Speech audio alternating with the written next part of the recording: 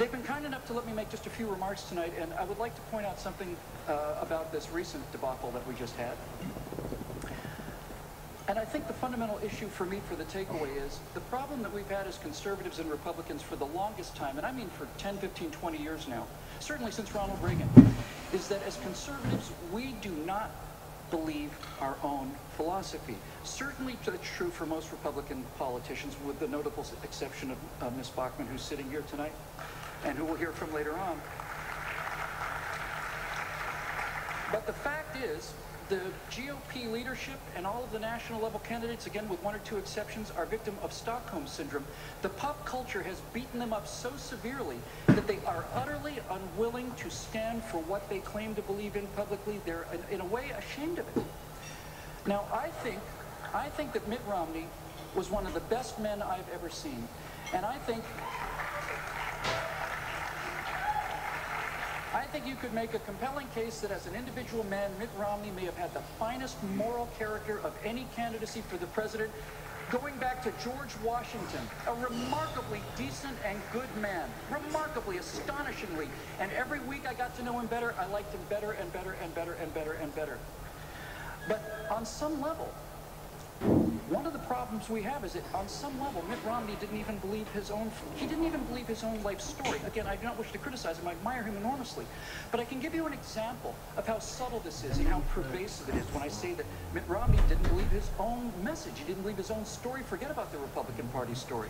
For example, you would hear the press talk to Mitt Romney, and they would ask a question along the lines of, "Oh, Mr. Romney, you're worth $200 million. How can you possibly connect with the American people?"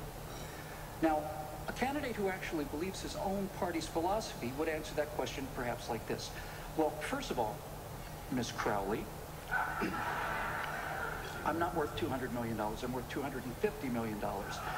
Please do not remove the $50 million from my bank account that I have worked very, very hard to obtain. I might point out to you, first of all, that every single one of the $250 million in my bank account was given to me freely, through no coercion. I'm not the government. I didn't have the power to take it at gunpoint through taxation. It was given to me freely in trade for value that I provided to other people. And people never trade down.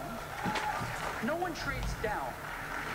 So that means that other people in this country felt that I gave them more than $250 million of value in exchange for the $250 million I have in my bank account right now. I'd like to point out also that, as you can see from my tax returns, which I released prior to running for president, that I paid $60 million in taxes over the course of my lifetime. And I expect to pay quite a bit more than that before I die. So who's really helping the poor people here? Who's actually helping poor, disadvantaged Americans? I've paid $60 million in taxes, which have gone to entitlements, welfare, Social Security benefits, all of these things. Community organizers have paid precisely nothing. They hand out forms, but the forms that people fill out to get benefits are paid for by people like me. And now we get to the root of it, Ms. Crowley, because the real reason I'd like to answer this question directly is, the reason that I have $250 million in my bank account is because I and my associates have generated, we're able to approximate approximately $5 billion of wealth for this society. $5,000 million is about the number that we've generated, which means that the $250 million that I've kept is but a tiny sliver of the total amount of wealth that we've generated for everybody. People all across this country, thousands, if not tens, or maybe even hundreds of thousands of people have gotten paychecks as a result of the work that we do. We haven't just given them handouts. I pay taxes so people can have handouts, but we have paid salaries, and that is people's car payments, and it's their children's college tuitions, it's mortgage payments. All of this is generated by the work that we do, of which I've kept a tiny sliver, which is $250 million. And the final thing I might point out to you is this. I'm running for President of the United States of America. This is the richest country in the history of the world. We have a nation for the first time in history where the primary health concern among poor people is obesity. I may have $250 million in my bank account, but I am telling you now that if I stand next to a person who's flat out broke, who hasn't got a penny, I do not live 250 million times better than that person does, not here in America. They have air conditioning, I have air conditioning. I have more rooms to air condition, but we both have air conditioning. They have a car, I have a few cars. I don't have 250 million cars, and the cars I do have are not 250 million times better than theirs. If I get hit by a bus, I'm taken to the same hospital as the poorest Americans, where I'm given the same treatment by the same doctors as the poorest Americans. I get the same antibiotics and the same medical treatment as the poorest Americans. And so the $250 million that is being used to demonize me as a person who's not an actual being, but rather a vampire, does not mean I live on a different planet than you. On the contrary, what it means is my entire philosophy is based on the idea that everybody should have $250 million, and that's why I'm not ashamed to talk about my bank account.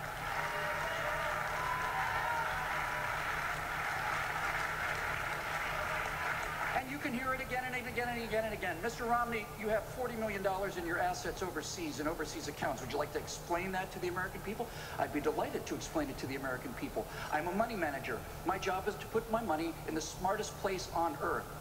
So, I have $40 million in overseas accounts, including Switzerland and the Cayman Islands. And rather than talking about whether or not I have money overseas, why don't we talk about why I have my money overseas? Why don't we talk about the fact that the United States of America has the 40th highest corporate tax rate, where we used to be the lowest tax rate in the world, now we're number 40? Why is it that we're not talking about the policies and the procedures that this president and this administration have put in place that make the smart play putting my money overseas? Why don't we talk about changing the rules so that money managers and wealthy people from all over planet Earth are putting their money in America like they used to? Why don't we have that conversation? No. We don't have that conversation because we don't believe our own story. Now, because I get up and talk in front of groups like this every now and then, somebody says, well, Bill, are you going to run for office? I say, no, thank you. I have no interest in it, none whatsoever. And when people say, well, you make an interesting president, I'd say, there's no way that I could be president of the United States. I have no military experience. I've never run a business, for God's sakes. I mean, who could possibly clear that bar? The great thing about President Obama is he's actually left the presidential bar on the floor. Anyone can walk over that bar now. If Barack Obama can be president of the United States, literally anybody in the planet can be president of the United States.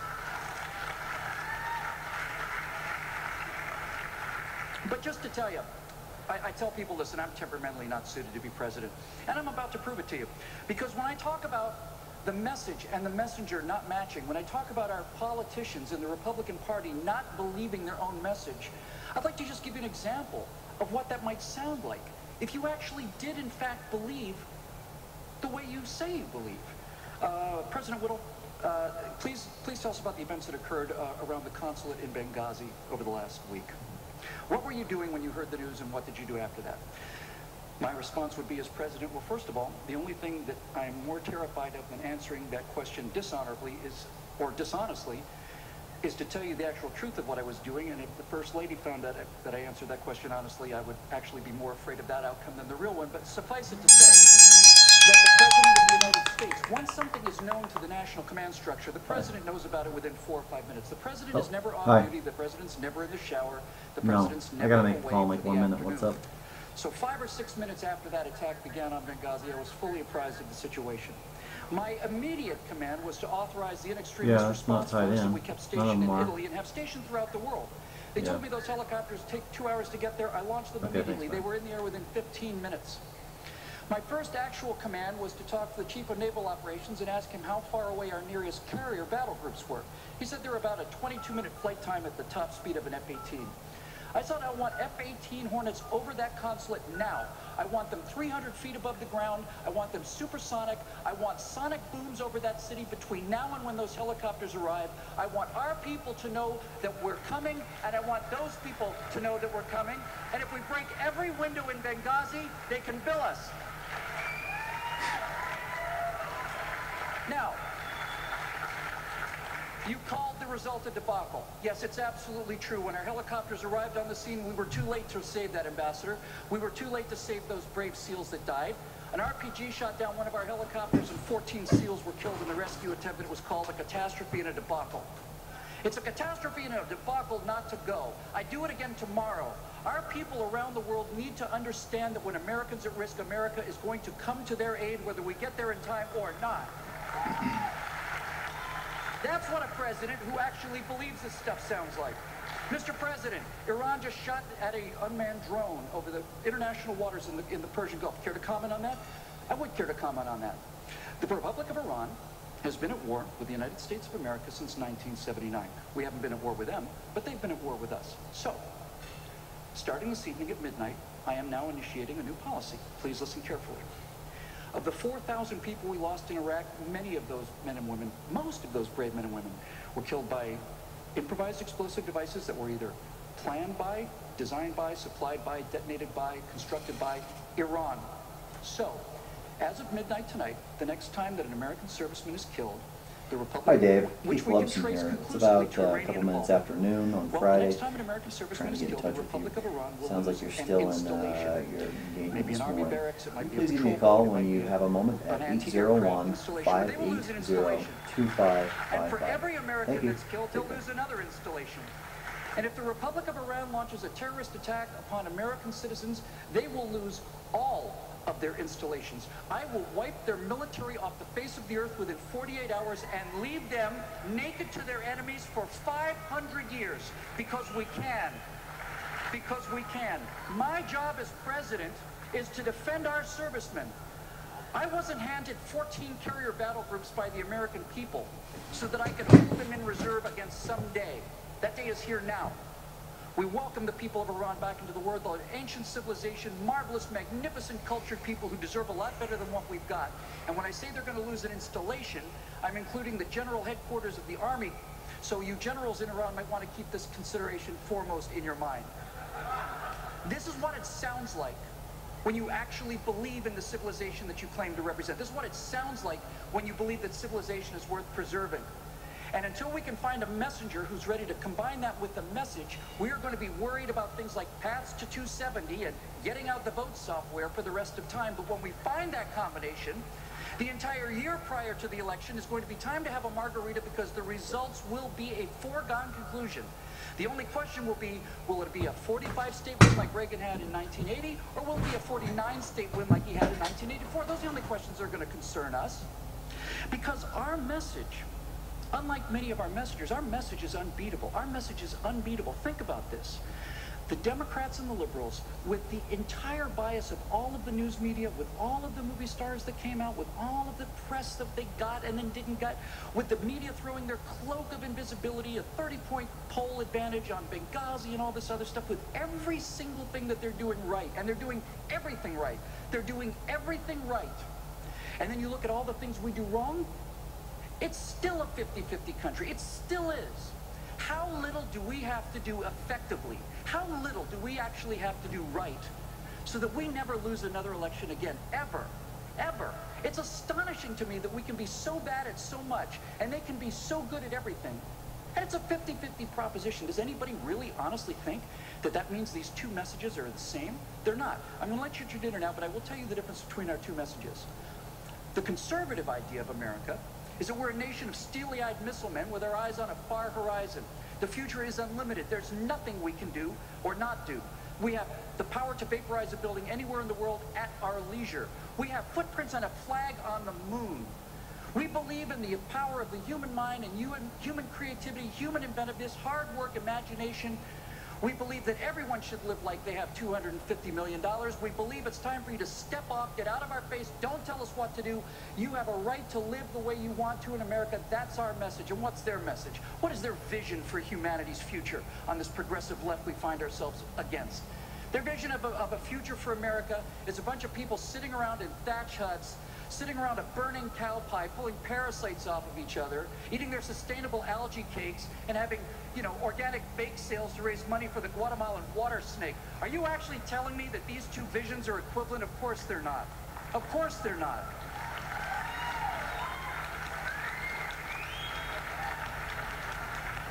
I'm going to make a bold prediction here. A bold prediction. I predict the next president of the United States, I'm convinced he's going to be a conservative. I'm convinced he's going to be a Republican. But I'm going to go against expectation here and tell you that I think the next president of the United States is going to come from the pop culture, from the general culture. Because you cannot run against your own mythology and win, ever. When they own the mythology, we will never win. So our next president is going to be a man who can answer a question like this. Mr. President, please tell us about your opinion on the Second Amendment. And a president who comes from the pop culture will be able to turn to the people of this country and say, well, the Second Amendment is the doctrine